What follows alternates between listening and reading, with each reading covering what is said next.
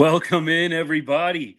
Another edition of Right On Rangers Live, and it's a lot easier to get on here after watching that Dallas Mavericks win. Oh my goodness, it made it just makes it a little bit easier to hop on the live tonight because we all know the Rangers game was just more of the same. But Luka Doncic, oh my goodness, how was that man third in the MVP voting this season?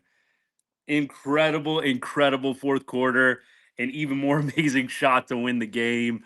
I am just so pumped that the Mavericks were able to save this night after another pretty dreadful Rangers game. And we're going to get to that here in just a little bit. But before we get started, I know a lot of y'all have been following along for a while, but for anybody that is new to the channel, here at Right On Rangers, we cover everything sports, but we put a little bit of an extra emphasis on all the teams we love from the great state of Texas, including the Rangers, the Mavericks, Cowboys, but especially during baseball season. We're bringing pretty much every post game to you live as much as we can. And we're going to, of course, throw in the Stars and throw in the Mavs on their playoff runs as well. It's a fun time to be a Dallas Fort Worth sports fan. Now, if only the Rangers could just get on a little run for us. It doesn't have to be a 5 game win streak, but could we at least win one or two in a row? This is, I'll tell you what, getting a little bit painful, getting a little bit, don't even want to watch the games for me, which I'm not going to do. I'm going to keep watching, going to stick with my team. But it does get old night after night watching this team score 2 runs, which they've done, what, three of the past 4 nights. Is that right? So they scored two on Tuesday, two on Thursday, and they scored two again tonight. So the Rangers are pretty much good for 2 runs every night, seems like. And it just so happened the only output tonight happened at the very beginning of the game. A little bit of false hope. I'm actually thinking when Corey Seager hits that absolute blast to center field, I didn't think Siegs actually had that one off the bat. I know it was a little bit windy in Minneapolis today. They were kind of talking about it before the game. I didn't think Siegs got all of that one, but I sure was happy to see that one leave the yard. And I'll tell you what, I really felt like maybe, just maybe, tonight was the night that the Rangers were going to break out and have a big game offensively. And it sure looked promising. In the bottom of the second inning, you get bases loaded for Adolis Garcia. And once again, we've harped on it so many times here, y'all. Once again, the Rangers can do absolutely nothing with the bases loaded. Dolly actually got a pretty good pitch to hit there. I mean, it was a pretty good pitch to hit. We're talking bottom of the second inning. Really felt, or excuse me, top of the second inning. Dolly got a pretty good pitch to handle. Looked like it was fastball middle in, and just absolutely whiffs on it. Not literally, of course. He hit a little dribbler to the pitcher. But I mean, I don't know what Dolly's looking for there, but that is a brutal miss for Adolis Garcia on a fastball that pretty much was center cut right down the middle. I went on Fangraphs and I looked, and I don't know if they updated the stats for bases loaded and how the Rangers have done with the bases loaded for this entire season. But the Rangers are at the bottom half of the league. I believe the average was right around 200 with the bases loaded. Just for some perspective, the Kansas City Royals are hitting over 400 with the bases loaded this year. So look, that to me is a little bit of an anomaly. They were hitting like 432. That was their average so far with bases loaded. Kansas City Royals, 432 at team average with the bases loaded. And then you've got the Rangers down at the bottom. With that Dolly ground out in the second, they may be dipping under the 200 mark with the bases loaded. It's not good. And the Rangers don't know if there's any easy cure or fix for that. At the end of the day, it's an individual sport at times, and it's one on one. It's Dolly versus Ober, and Dolly's losing that battle. Don't know, can't explain exactly why. Looked like he got a great pitch to hit. It's just the way baseball goes sometimes. But the Rangers have to start producing. Absolutely have to start producing with the bases loaded if they want to win some of these ball games. That was such a huge moment in the game. It's 2-0. You've got Ober, the Twins starting pitcher, on the ropes. Ober was on the ropes in the top of the second. Siegs had hit the bomb in the top of the first to start the game off. Then the very next inning, you got bases loaded, nice little 2-out rally. It's clear the guy's rattled. I just feel like you have to make him pay in that moment.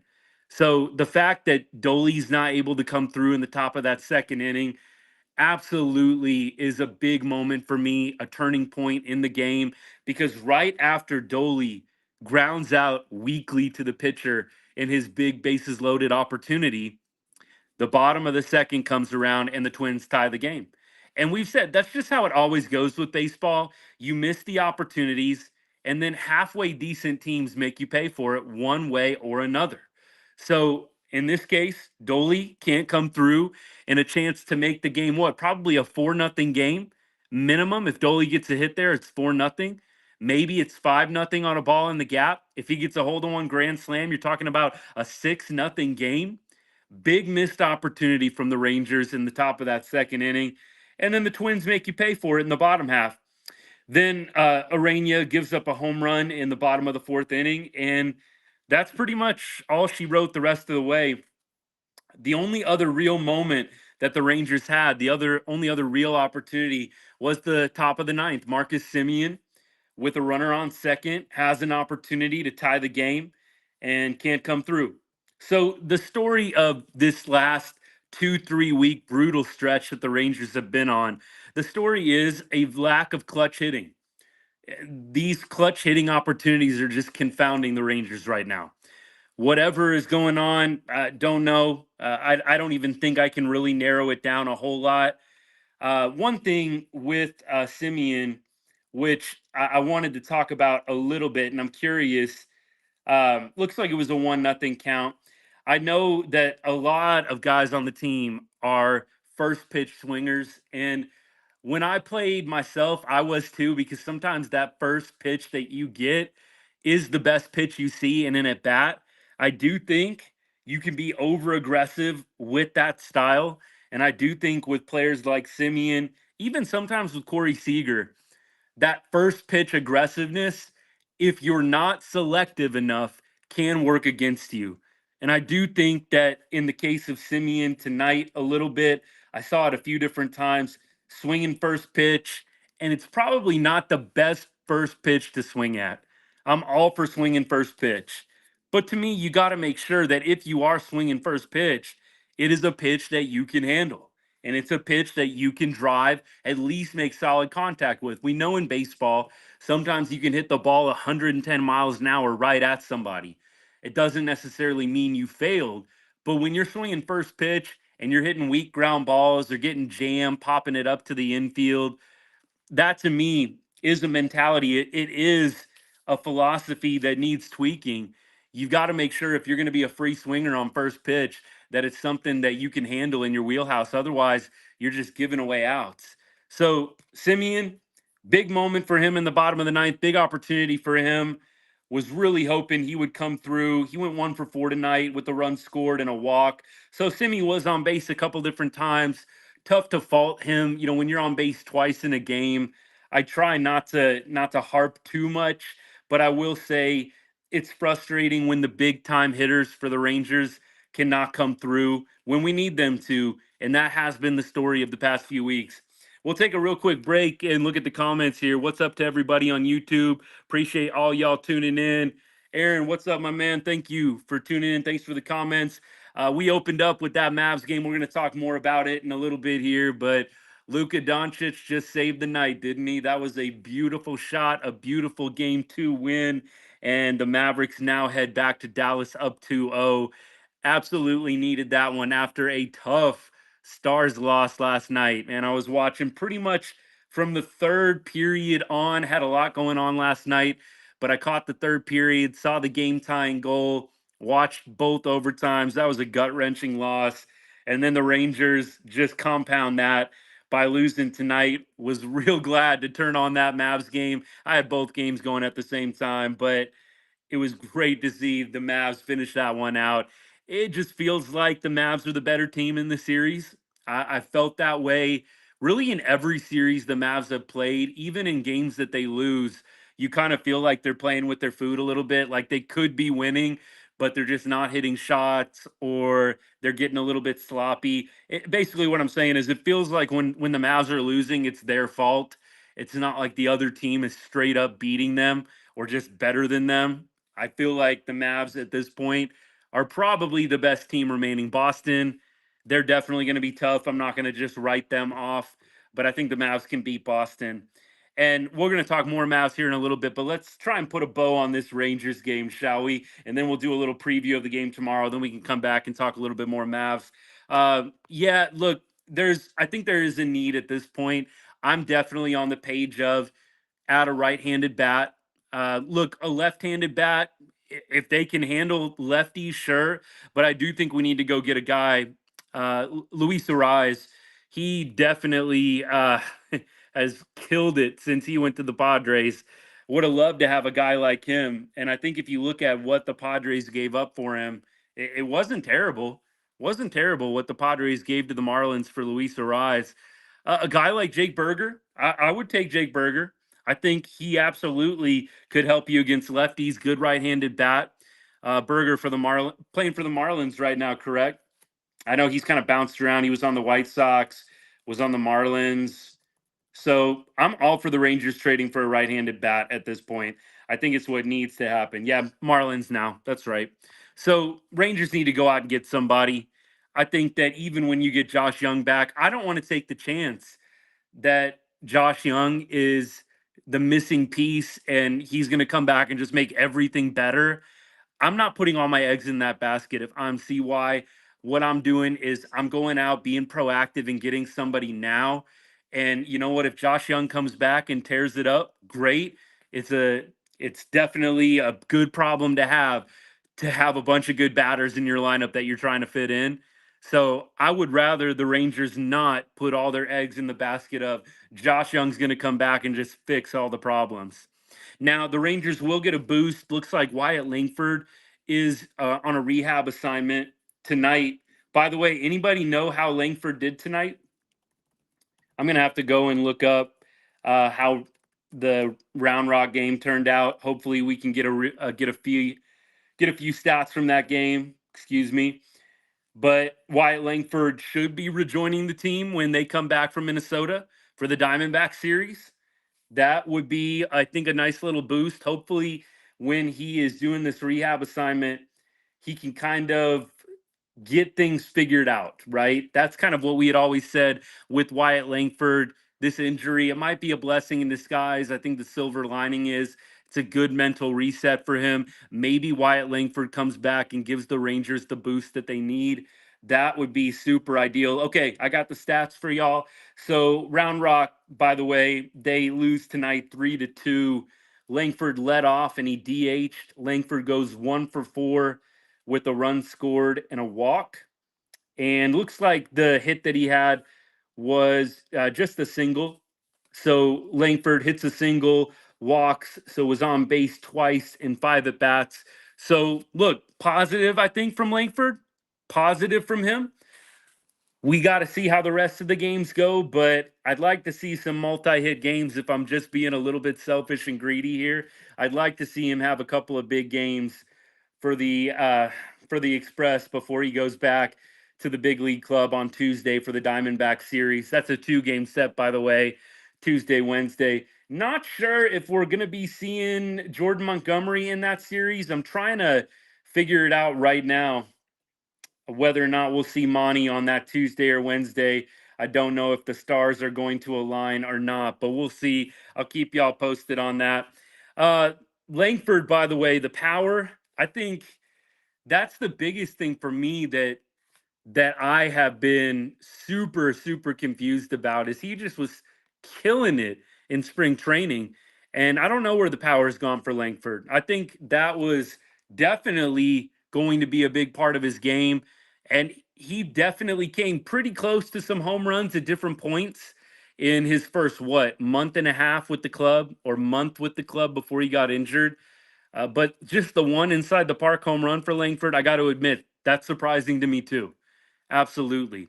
Now, Evan Carter is worrying me right now for sure. I know they interviewed Bochy about Evan Carter and just kind of talked through Evan Carter's struggles. And Bochy obviously going to be glass half full with Carter. He said in so many words, Evan Carter's going to be better off for having gone through this. And I think that at this point, I don't know if I'm quite there. I'm still kind of in worry mode. And I'm sure Bochy and the rest of the coaching staff's a little bit worried about him too. But I will say Carter probably at this point needs to potentially go back down and get some reps down in the minors. I don't know. I'm on the fence. I think it could be something that they do. I don't think it's the worst thing in the world to send Carter back down. I really don't. But I really think that it's a fine line.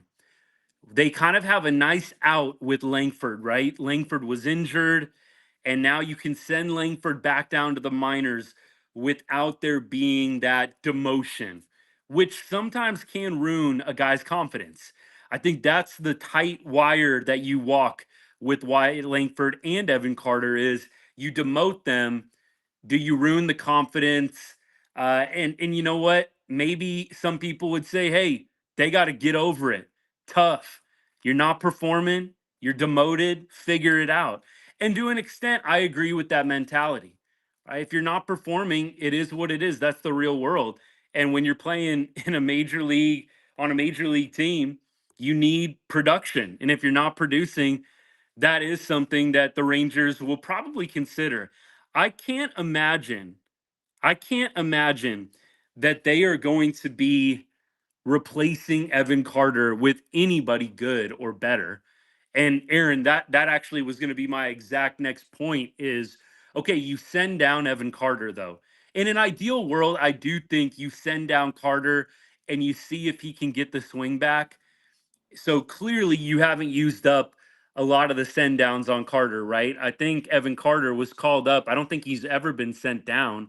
So you have those demotions in your back pocket if you want to use them, right? But I'm with Aaron. Who are you going to replace Evan Carter with? Again, yeah, when Wenzel. I mean, Aaron says Wenzel or Nalos. I mean, I don't want to see either of those guys. I'd much rather see a struggling Evan Carter than a Davis Wenzel or really anybody on the AAA team. I mean, as I go, I got the AAA box score pulled up here. So Wenzel went 1 for 5 tonight. He's hitting 319 down at AAA. Let's see. You got Duffy. Duffy's hitting 1 for 3. I think Matt Duffy might be a guy that the Rangers try. It wouldn't shock me. Of course, Matt Duffy was a Bochy guy when he was with San Francisco. Matt Duffy came up with San Francisco. I think Matt Duffy might be a guy they look at calling up. Duffy's hitting 318 down at AAA with the 900 OPS. So he goes 1 for 3 with a walk and an RBI tonight. And Matt Duffy had a 2-out RBI tonight at that. So I think maybe Matt Duffy is the guy, a vet that you call up and see if he can give you a little something. I think that would probably be about the only guy. For me, I'm not really wanting the Rangers to take a big chance on any other AAA guy that really doesn't have the major league experience. I do think a guy like Duffy would probably be the guy that they'd pull up if you did send down an Evan Carter or maybe a Wyatt Langford if Langford came back from the rehab assignment and continued to struggle. Now, going back to the game tonight, looking at Evan Carter, he goes 0 for 2, averages down to 194. He struck out twice. If I'm not mistaken, wasn't one of those Evan Carter strikeouts tonight looking? And I will say, on that one, the one that I'm thinking about where he struck out looking tonight, you can kind of tell up at the plate, you can just kind of tell that he's not in a good place right now. The body language is not good. The body language is not good for Evan Carter. And that, I think, to me is the most concerning thing. I kind of said earlier on in the year, Evan Carter is a little bit, I think, of a vision snob. That's kind of the term I've been using. What I mean by that is he definitely got pumped up big time by a lot of people for having such a great eye at the plate, myself included. I talked about Evan Carter's vision up at the plate a lot. Evan Carter's got great vision at the plate. Personally, just my opinion, I think it got into his head a little bit, and I think he's going up there. I think he's been doing this for a little while. He goes up to the plate looking to take pitches. And I do think Evan Carter needs a little bit more of an aggressive mentality. That is my opinion. That's my 2 cents on that. Um, so Aaron, clarify here for me, buddy. It's hard for me on the fly. Are you saying you're saying Evan Carter, you think he's hurt? Is that right? I mean, that could be. I don't know. I haven't heard a lot about Evan Carter injury, but the body language and just how he looks, the eye test, it just doesn't look good. That's what I'm saying for Evan Carter. I think the eye test does not look good. Either not healthy or just the mentality is not there right now. So I'm sure that Evan Carter is going to continue to do the platoon thing, and maybe they end up taking some at bats away from him. They already started doing that. So it's not going to surprise me if they keep doing it. But I will say, back to Matt Duffy, he's not on the 40 man. I thought he was for some reason. I got to be honest, y'all. It's hard for me to keep up with the 40 man. I don't know who they would DFA or who they would drop. I will say this: uh, it does strike me a little odd. Hear me out. Strikes me a little odd they're giving at bats to Matt Duffy at all if you're not planning on him potentially being able to contribute. That would be my, I guess, my one retort to that is, okay, he's not on the 40 man, but why are you giving at bats to Matt Duffy in AAA if you don't have any plans to use him at any point? So to me, the fact that Matt Duffy's getting at bats down at AAA, I feel like there is probably in the back of their minds a thought to use him and call him up at some point. Now, don't know, but you can't tell me that there's not somebody that is able to take second base reps away from Matt Duffy down in the minor leagues. That would seem really, really odd to me. Maybe he was just getting a little bit of a spot start. Doesn't look like he has a whole lot of at bats at this point on the season. But I will say, why have Matt Duffy on the AAA at all? I do think this is a point that I've made in the past, and I think with Carter, there's two modes of thought. I think one mode is send him down, right? Give him an opportunity to get reps down at AAA and get the confidence back. But what Christopher's saying here, I think, is valid. He basically says you've got to give Carter at bats and get him used to the grind. I hope I'm not putting words in your mouth here. That's how I read this comment. And I do kind of agree. I think with Evan Carter, they've done the platoon thing with him, right? They've done this platoon thing with Evan Carter all year long. And I do think the other school of thought is you're taking him out of his rhythm. You're taking him out of his rhythm. He's not playing every day. And in a way, you're putting more pressure on him by only batting him against righties. You're putting more pressure on him because now he understands this is my only opportunity to be productive. I have to perform. And that is, I think, when you get some of these young guys pressing. So I do think that's the other mode of thought here. Do you just throw Evan Carter in the deep end and just say, dude, figure it out? We're gonna we're gonna stick this out with you. There's really nobody better to replace you. We're just gonna give you at bats every day and see what happens. I do think eventually they need to do that with Evan Carter. I don't think you can keep doing this, and I will just be frank, stupid platoon thing with a 21-year-old rookie phenom player. I think it is really, really stupid that they decided that they were just going to platoon Evan Carter. I think what I would have preferred to see from the gate with Evan Carter, I would have preferred to see play him every day for a month, play him every day for 6 weeks, and just see what the stats are. Let Evan Carter get a body of work together. And then you can say in the middle of May, okay, we've given Evan Carter playing time every single day for the past month and a half of the season. And here's what the stats are. I think that would have been the play with Evan Carter. versus, hey, right away in early April, we're just going to bat Evan Carter against righties. So for me, I do think that they're maybe a little bit past that. I think they've kind of crossed the PNR on the Evan Carter everyday thing. With how Evan Carter's going right now, I don't think that they're going to be playing him every day. Now, what I think they could do is give him the mental reset down in AAA, and then when you bring him back up, start playing him every day. That could be, I think, maybe the play with Evan Carter. Send him down for a couple of weeks, bring him back, and play him every day. Because in AAA, forgive me if I'm wrong. I mean, I would check AAA box scores pretty regularly last year. Felt like he was playing every day in AAA. They weren't spot starting Evan Carter in AAA. So I really feel like they need to allow him to get consistent at bats, not do the platoon thing. I do think in a way it puts a lot of pressure on him because he knows I've only got what 4 or 5 out of 7 games a week to prove myself. And if I don't hit the righties, then I'm even in more of a hole. So I do think perhaps some pressing there. I don't know.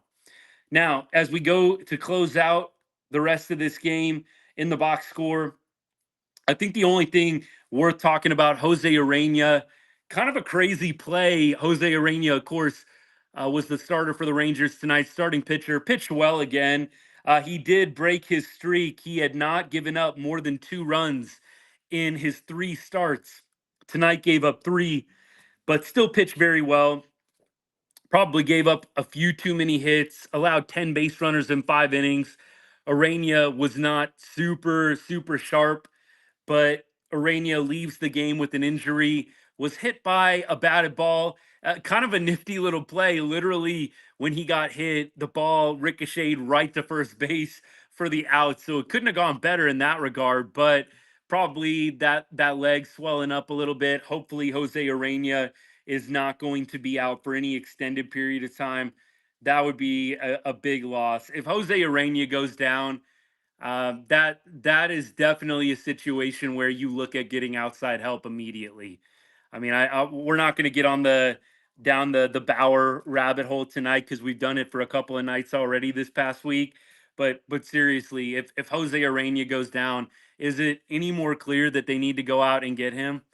Yeah, I really don't know what you're waiting for. If you have another starting pitcher go down at that point, I mean, who cares? It's a good problem to have.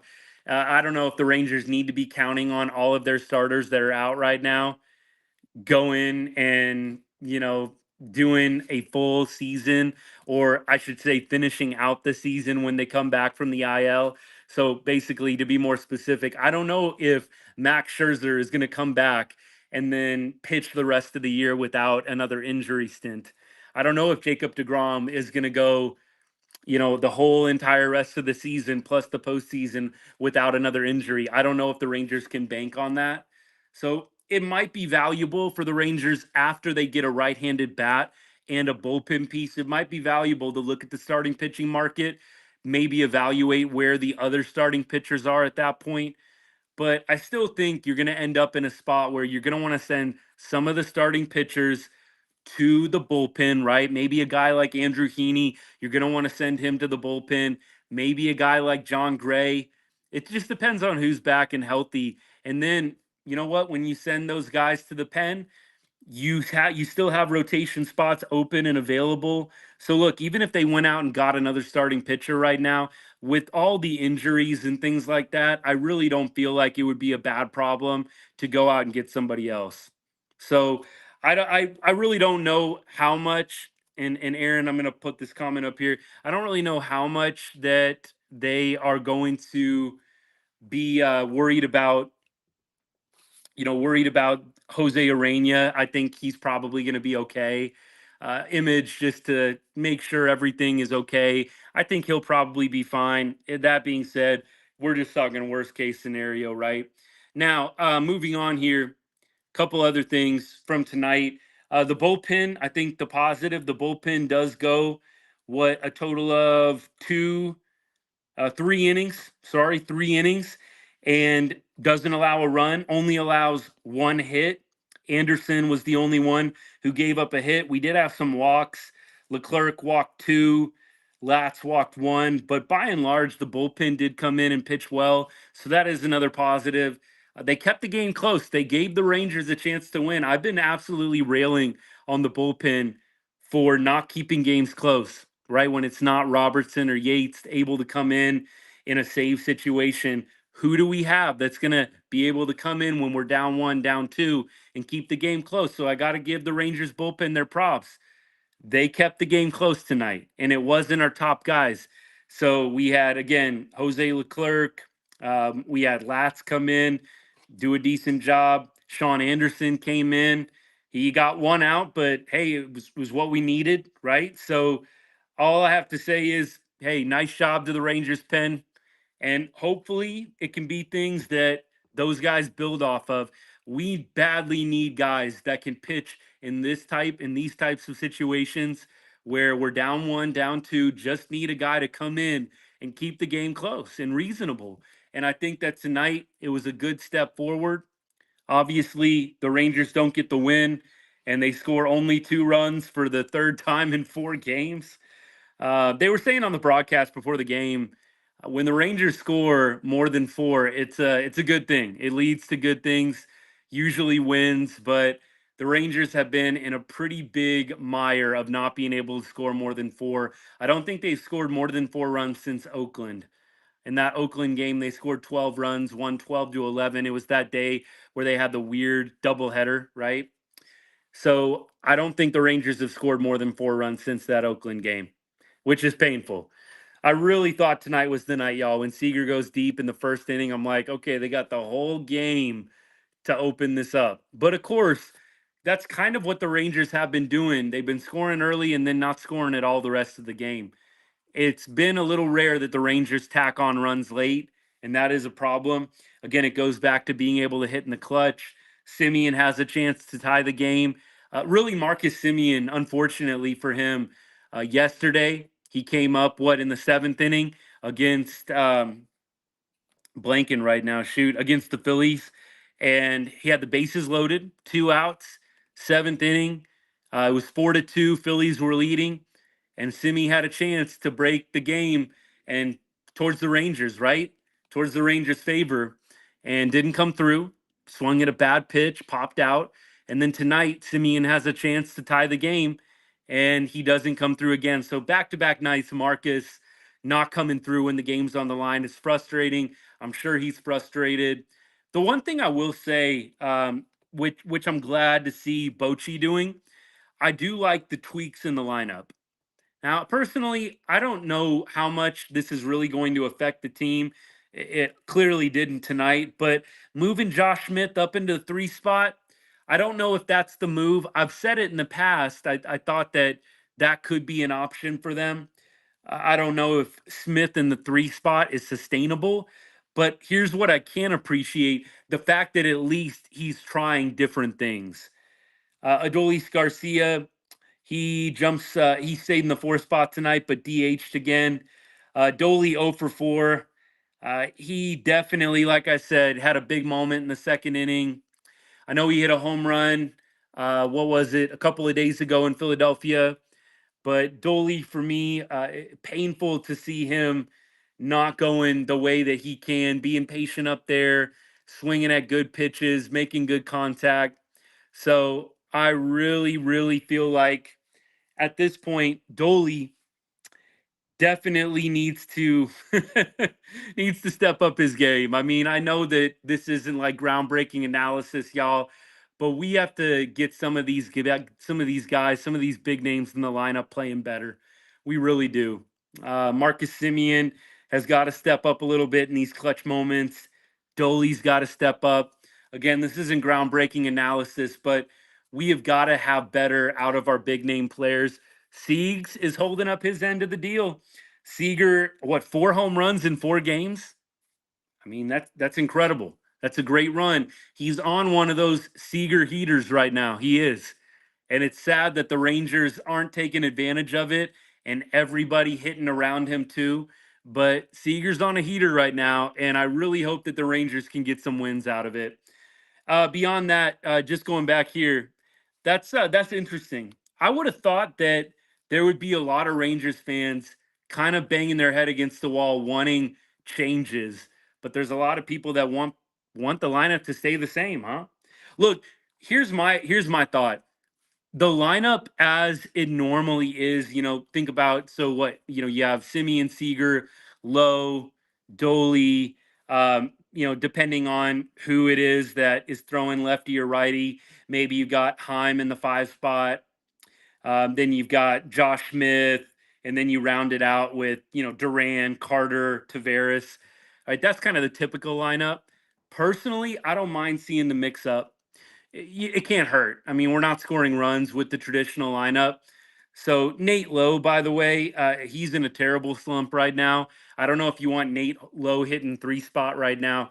He was killing it after coming back from injury, but Nate Lowe, the average is dropped down to 257. He was hitting over 300 a couple weeks ago. So Nate Lowe has fallen off a pretty steep cliff. Lowe was hitting over 300 a couple of weeks ago. And I know that the OBP is probably still decent for Nate Lowe, if I had to guess. So right now, going to Nate Lowe's stats, looks like the OBP is at 370. That's a pretty respectable OBP. Guys like Bryce Harper are up around 400. So 370 OBP for Nate Lowe. He's still getting on base, but Nate Lowe is in a bad slump right now. And I can understand why they're not hitting him third.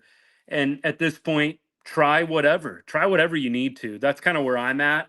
I don't know why people would be so adverse to trying something different when the Rangers are in one of their worst slumps since what, the 80s. Is that what they said? I mean, this is a very, very bad slump. I don't think you can blame Bochy at all for mixing things up. The dude's trying. He's trying anything to get this team jump started. And sometimes changing up the lineup goes well, and sometimes it doesn't go well, but at least it's something. I mean, what do they say? Doing something over and over again, expecting different results. It's the definition of insanity. So that would kind of be my counterpoint to anybody saying, leave the lineup alone. So the Rangers are absolutely sucking on offense right now. So do the same thing over and over again. I mean, I don't know if that makes sense. I think it's pretty natural that you would have some different tweaks and have some guys hitting different spots. So that's my opinion on that. I think that eventually the lineup probably is going to settle. Obviously, when you get Josh Young back, it'll probably start settling even more, but that's still a ways away. So I absolutely like that Bochy at least is trying to mix things up. I do think that they're going to have to make a decision here on Evan Carter in the next week or two if he continues to struggle.